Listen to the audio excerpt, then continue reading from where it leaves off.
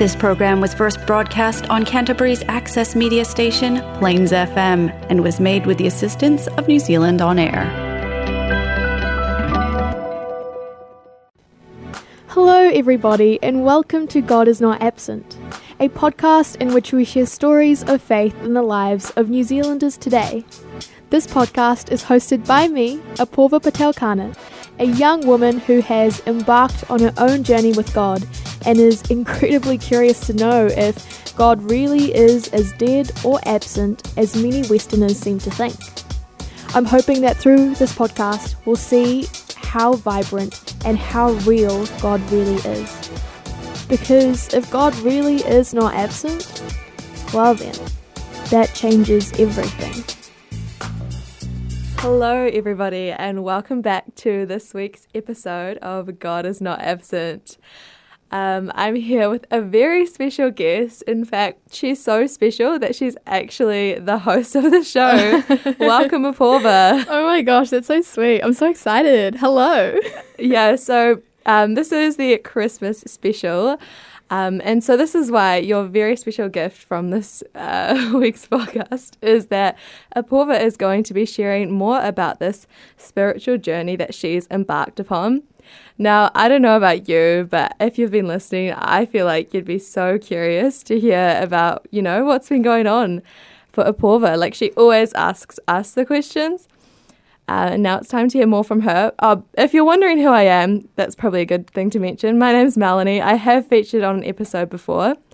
But yeah, I'm really excited to hear more from Apoorva and let you guys get to know her as well as I know her. So Apoorva, do you want to tell us a little bit about yourself? Oh my goodness, thank you, Melanie. So a little bit about myself. I like to do ballet. I like to sing. I like to have fun. Nice. Yeah, obviously. I think a lot of people describe me, especially in your family, as a dramatic person. This is I true. personally disagree, but Dramatic again. Yeah, and I don't know when I officially became a Christian. Yesterday, no. But yeah, it's been a pretty cool journey with God, and I'm excited to share it with you guys. Awesome. And I guess just a little bit more context about how we know each other is, we've known each other for about 13 years. We went through school together, and Apoorva joined my church, but she'll probably get into that a little bit more. So Apoorva, are you ready to just get into it? Mm-hmm. Awesome. So the first question I have for you then is, what role did God or spirituality have growing up for you? So maybe first tell us a little bit about what growing up was like. Mm-hmm. Great question. Wow, you're doing so good. Thank you. So I grew up in India. I spent some of my time in this place called Budmal, which is like a jungle, because my dad worked for the military, and so we had to be like hidden in the jungle. That's pretty unique. Yeah, I know. And I spent the other half of my time in Hyderabad, which is central in India. And I spent it with my grandparents and my mum and my sister. And yeah, so that was pretty cool. If there's anyone Indian listening, I'm sure you've tried Hyderabad biryani, and it's pretty amazing. So I was there till I was 5 years old, and then I came to New Zealand. But growing up in India was pretty cool because my entire family is Hindu, and just like I didn't really know my family on my dad's side, but on my mum's side, they are just such loving, extravagant, extroverted, like just such jovial people. That's awesome. Yeah, and they are all devout Hindus, which might come as a surprise. Can't remember if I just said that, but so they were Hindus, and I'm really grateful for my grandparents because, like, growing up, I would go to temple and I would see, like, my mum and my grandma do these morning rituals to Hindu gods and stuff. And even though I don't believe in that stuff now, I'm just so grateful that they gave me such an awareness of a God around me. And just seeing them very intentionally worship God and stuff, I think it just gave me such a reverence for something higher than me from an early age, and helped me understand that, we are dependent on something bigger than ourselves. So, yeah, I am really grateful for that. So that was kind of my introduction into spirituality. Awesome, yeah. Yeah, and I think my family, they also they gained a lot of amazing values from their religion. And so that was deeply instilled into me as well, like doing good to other people and working hard and studying well, especially studying well. Yeah. Yeah. Yeah, so that was quite cool. And then coming to New Zealand, we don't really have temples or anything. Yeah, it must have been quite a culture shock for you. Yeah, yeah, it was. Like, I think there were some Indian societies and stuff that we could join in, but for some reason I'm still not sure to this day, and I'll have to ask Dad about it. But my dad, he went on a search for all these different religions, and we tried out a whole bunch of different churches and stuff. Like every year it would be a different kind of church, whether it was Baptist or Anglican or Catholic or Jehovah's Witness or Mormon, literally. That's so many. a lot. Yeah, so many. One year I missed out on my birthday because I don't think like Jehovah's Witnesses or something believe in birthday celebrations. It was sad. Yeah, so yeah, I guess my experience of religion and spirituality has been quite broad, especially over my childhood. It's narrowed down quite a bit because, I do believe in Christianity now. But yeah, that was kind of my general spiritual background. Yeah, that's really cool to hear. And I think as well, I find that people are really interested often to hear that, you have tried out a lot of these different religions. And I feel like to me that makes me think you have more confidence in knowing that Christianity is the true God or the true God that you believe. So I guess I just wanted to clear up then. So you had all these different ideas about God, but what were the key ones that kind of you believed in? I think you've touched on some of them already, but what were the key things about God that you thought were true, even with these different religions that you were kind of going to and trying out? Yeah, I mean, that was something that took me ages to figure out. And at this point, it's not like I have a foolproof idea of who God is. Yeah. But at this point, it's like I know enough to trust that this is real. And each time I step out in faith that this is who I believe God is, I just gain more experience that backs up this truth I have inside me, which is pretty cool. That's awesome. Yeah, and I haven't found, and I wasn't able to find that with these other religions, I guess. So yeah, values that I believe about God, I guess, one that, Jesus Christ died on the cross for my sins. Yeah, I do believe that every religion captures a part of God, but I believe that Christianity captures it fully. Like, again, with my Hindu background and stuff, I just love the reverence that they have for God and how intentional they are with worship and all the celebrations and stuff. And it's you see the beauty in religion. Yeah, definitely. And that's something that I feel like Hindus do really well. Yeah. But, it makes me sad because looking at my family, I'm like, but you're so close yet so far away. Because Jesus does say that he is the way, the truth, and the life, and that apart from him, you can do nothing. And I think this is something that my family does find quite hard to understand, because my family is like, yeah, you can believe in Christianity, but you can also be a Hindu at the same time, which I disagree with because, I think, Jesus is quite an exclusive person. He makes it very clear that it's only through him. Yeah. And so, I think Hinduism is quite like everything is good, there's God everywhere. But Christianity is a lot more, there is a good and there is a bad. And there is a war, a spiritual war, that's even more real than the physical wars that we see. And so, that's probably the reality that I believe in. Have I answered your question? Yeah, I think so. I think that's been pretty good. Yeah, you've shared a lot of interesting things and some different ideas, which maybe if people don't know a lot about religion is quite like, oh, what is she even talking about? But I think just to be clear about that, so I think Hinduism, you're saying they kind of believe in lots of different gods. Is that right?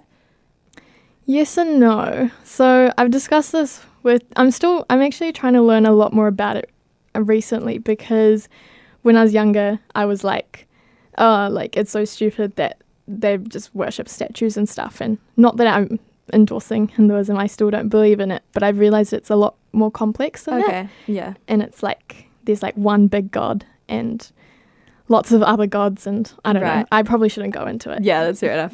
But I think in just the big point is that in Christianity, there is kind of only one God, is the main idea. Yeah. So what attracted you about Christianity? So you had experiences with Hinduism and other things, but what is it about Christianity that first drew you into it? Mm-hmm. Yeah, so I guess I should tell you guys a bit about my backstory. So, grew up in India, and then when I was 5, we came here. We were really excited, and Dad must have been a genius to be able to come here, because he got a visa straight away, and he's a very talented engineer. And we were also excited, but it didn't last long, because pretty much I didn't know any English when I was a kid, and I didn't find school very easy to fit in with, because people would make fun of me for how I wrote my letters. They would accuse me of stealing things. It got so bad that I would run home all the time. And I was, the only brown kid.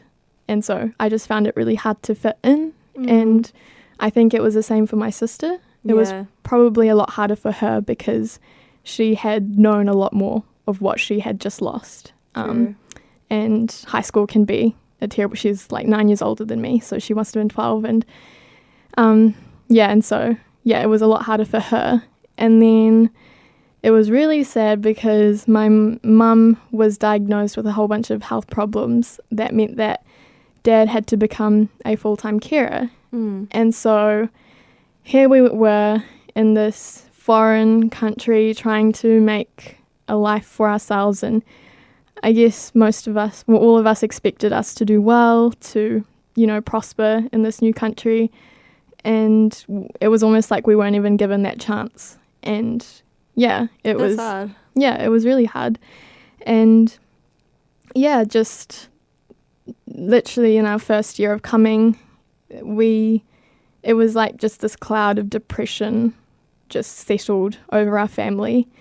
And obviously health problems are really hard to deal with. It's hard to deal with yourself not flourishing as a person. And that really broke our family. And, everyone did, the best that they could. Yeah. And we still stayed together. We stuck it through. We were one unit, and we helped each other out and stuff. But, there's a lot of brokenness that comes with that kind of situation. Yeah. That most of us just didn't know how to deal with. And we kind of just had to struggle along. And so I was a very confident kid when I was in India. I had a big family. I was loved. I was confident with who I was. And then coming here, that just kind of shattered my confidence, I think, just year by year. And then, I guess, going to church with Dad and stuff, I met a lot of Christians. Yeah. And what were they like? They were amazing. Super cool. Most of the Christians I met were just great people, but also kind of weird. I definitely thought they were super weird. That's fair. And I guess I realized, so I want to talk about this one group of people that I met. I think they were half white, half Samoan. And they were super weird. They wore the girls wore these long homemade skirts, and their hair was uncut and plaited down to their butt. And I think they were homeschooled. They were a big family. And I just thought, at this point, at 7 years old, I was all about fitting in, because I had enough of being an outcast. And I was I'm just going to hang out with people that are cool so that I look cool. And these people were definitely not it. Quite different to most of society? Yeah, quite different. And they didn't even care. And that made me not like them even more. But they would come over to our house for Bible study, and I accepted that because the youngest daughter, who was still a little bit older than me, would play with me. So that's nice. Yeah, so I was like, okay. And yeah, she would play with me, and I just noticed how nice she was, and I was like, okay, you're weird, but you're nice, so all goods. And then I realized that, so one day what she actually did was she decided to say no to playing with me, and she was like, actually, I would like to just sit in on the Bible study and listen. That's pretty big. Yeah, and I was like, why, you weirdo? Like, I didn't say that to her, but I was just like, why would you want to do this boring thing rather than sit with me and play? But that was the first thing that attracted me to Christianity, I think. Just, like, I just didn't understand this person that was so intrigued and curious about knowing more about Jesus. And obviously you played a big part. So I met Melanie in year 3, and I just saw her like surrounded by all her friends and stuff. And, you know, coming from India, I just see people with brown eyes all the time. But like coming to New Zealand, I was obsessed with people with blue eyes. And I was like, oh my goodness, Melanie's eyes, they're just so amazing. She's so beautiful and so popular.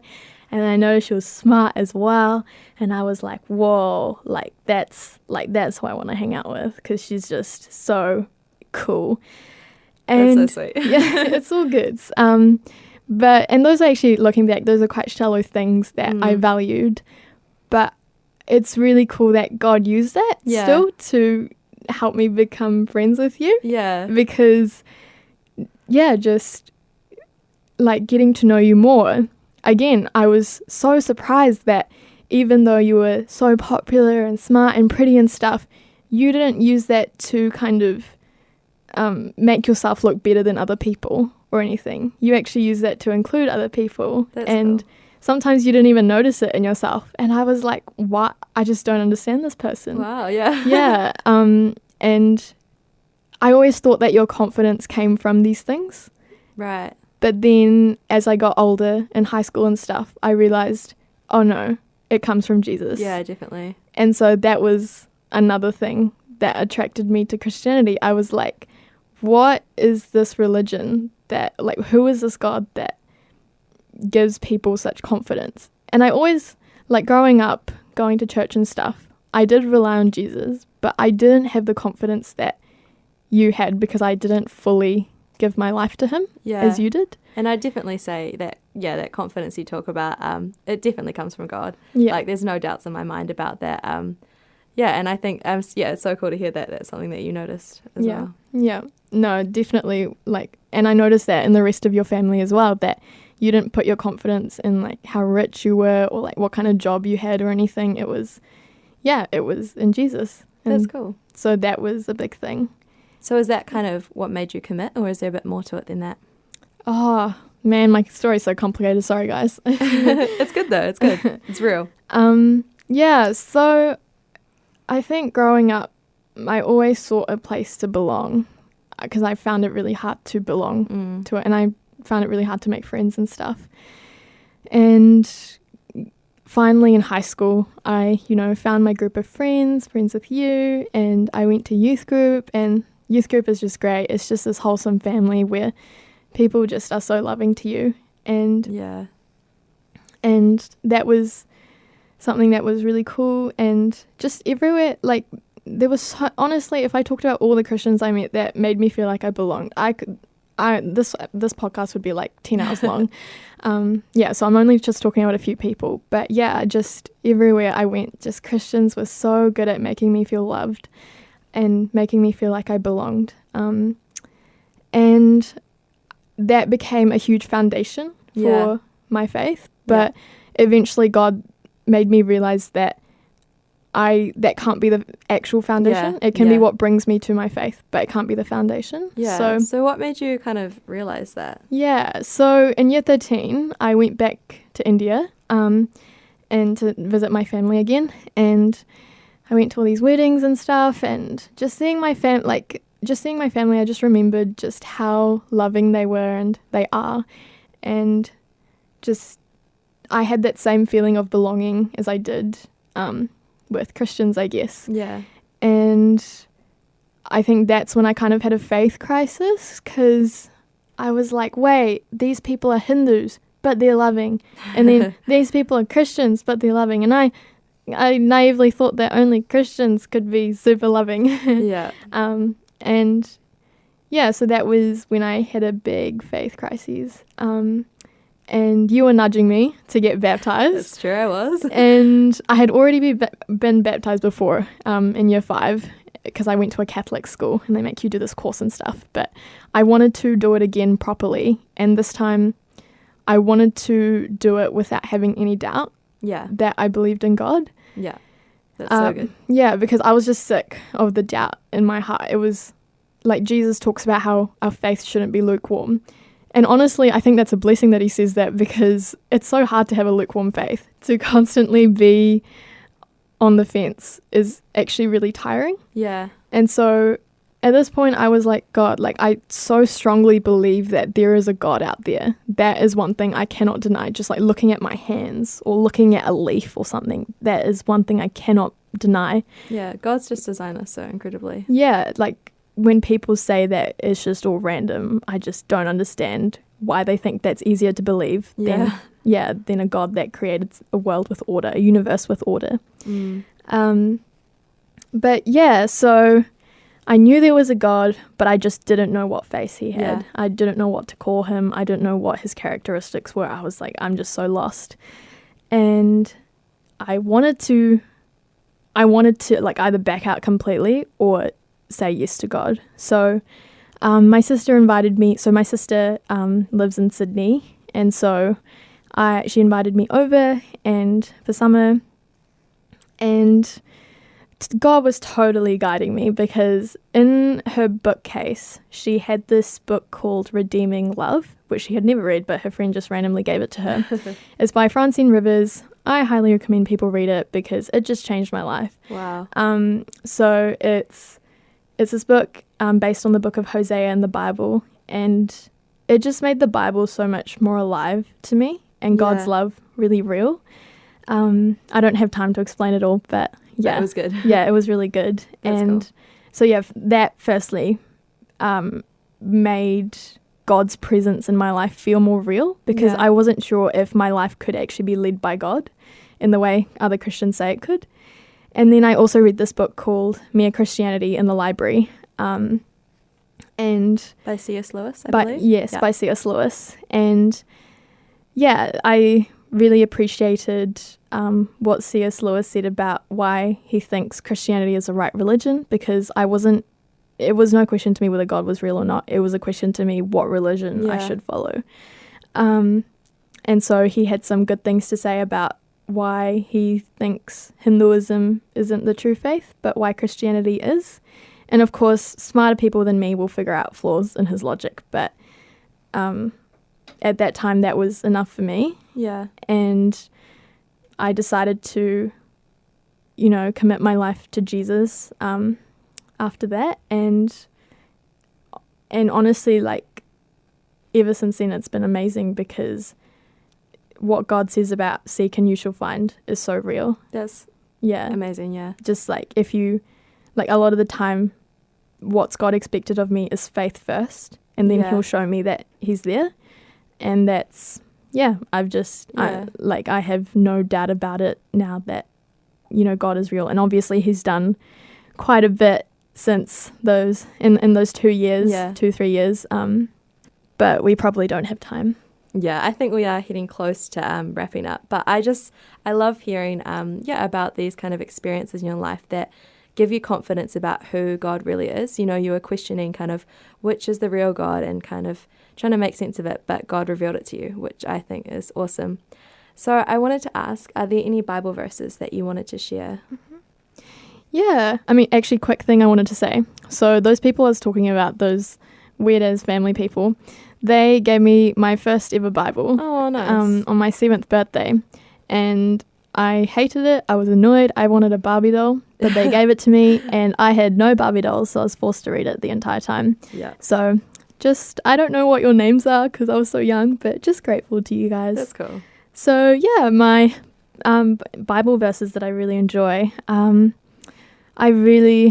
23 is just one that I come back to all the time when I just don't know what to pray and stuff. It's just so refreshing, and just that passage that says, he makes me lie down on green pastures. It's, like sometimes he literally makes you, and it's great. So it's talking about rest, right? And yeah. That's so nice. Yeah.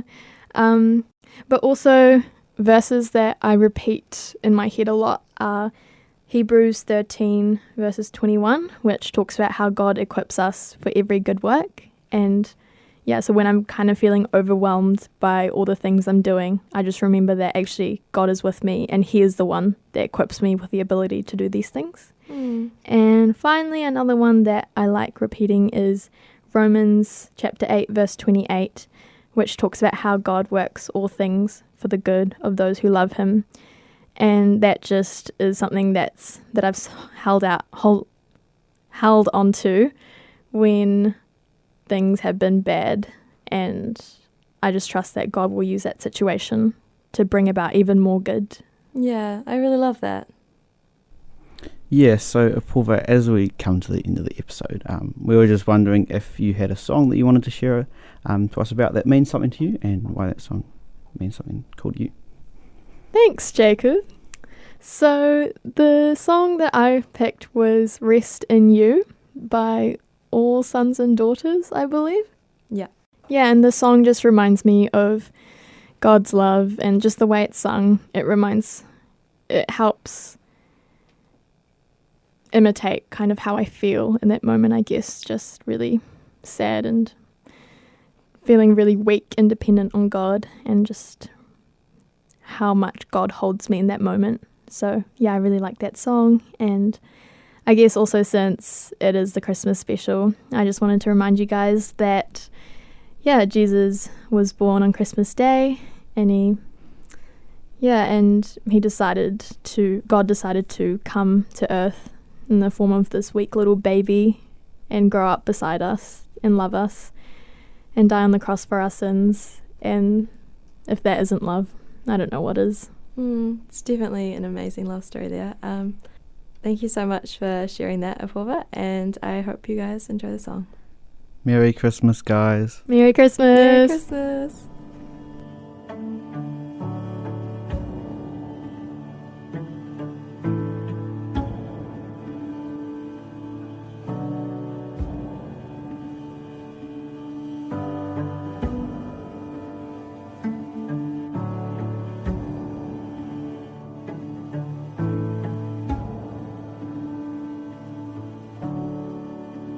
Who is Lord but our Lord? Who is God, only God? You are the highest. You are most good. Matchless is your love. Our praise will rise above. Your peace like a river floods over us.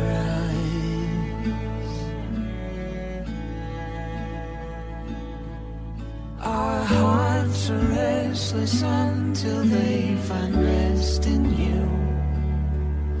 Our hearts are restless until they find rest in you. This is where my hope lies. This is where my soul sighs, and I will always find my rest in you. So full of mercy, beauty and mystery. You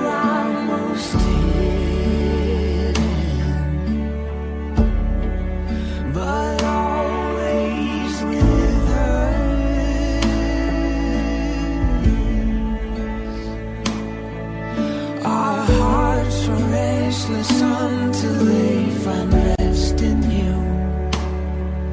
Our hearts are restless until they find rest in you. This is where my hope lies. This is where my soul sighs, and I will always find my rest in you.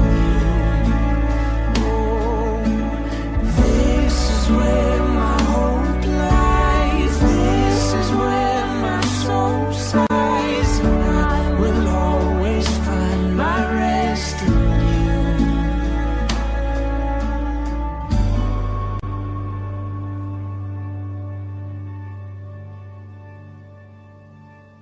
You cannot change, yeah, you change everything.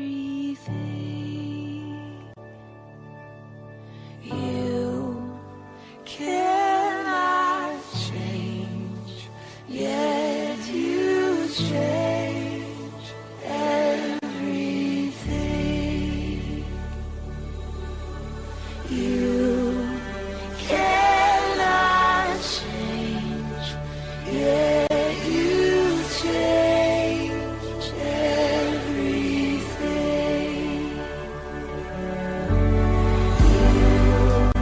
Cannot change, yet you change everything.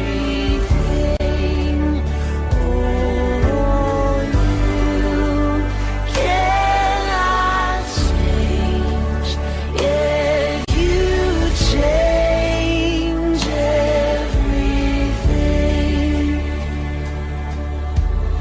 You cannot change, yet you change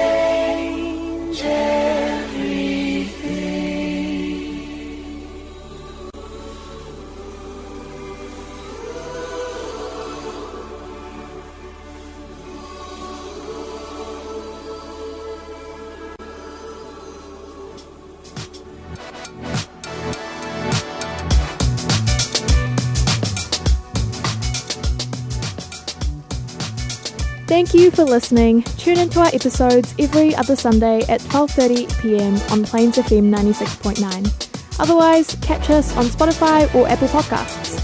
Remember to stay in touch on our Facebook page at God Is Not Absent. See you guys later in our next episode.